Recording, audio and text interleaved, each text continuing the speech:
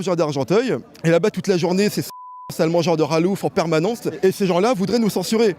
C'est une souffrance constante, perpétuelle. Moi, j'étais à l'école là-bas, j'ai grandi là-bas, j'ai fréquenté ces gens-là. C'est une souffrance perpétuelle. Et en censurant Marine Le Pen, ils voudraient censurer tous les gens qui sont victimes de ce racisme anti-blanc. Ces gens-là veulent nous censurer, ils veulent censurer notre souffrance.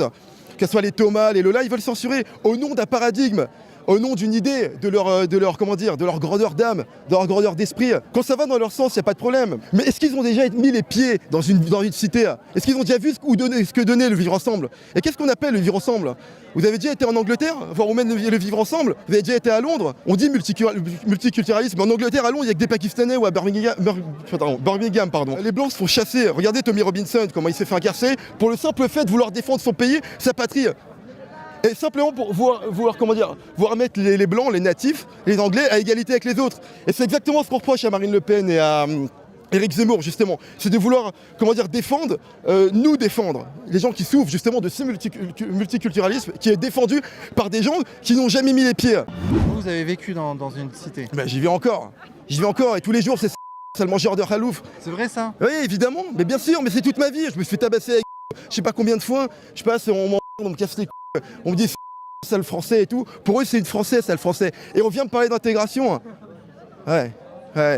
Le problème à droite, c'est qu'il n'y a pas d'union. Il y a Zemmour, il y a Le Pen. On n'est pas unis.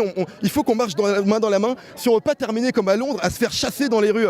À Londres, les Blancs se font chasser dans les rues. Comme à Birmingham, comme à Manchester. Vous avez entendu des de Telford, les grooming gangs. Pourquoi ça n'a pas fait le buzz? Parce que c'était des Blancs qui étaient visés.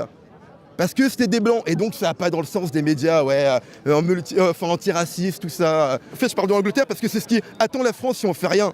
Et là, aujourd'hui, on était quoi? On était 10 000. Mais on devrait être 1 million. On devrait être en millions. Pourquoi il n'y avait pas 13 millions? Pourquoi il n'y avait pas tous les électeurs RN qui étaient là? Parce que justement, les gens à droite, malheureusement, c'est notre problème. D'ailleurs, contrairement à la gauche, qui a moins de mal à s'unir, à se fédérer, parce qu'on est trop attachés déjà au confort. On a peur de venir se prendre une amende. C'est normal, c'est nous qui faisons tourner la France. On est les travailleurs. Les Gilets jaunes, c'était un mouvement de droite.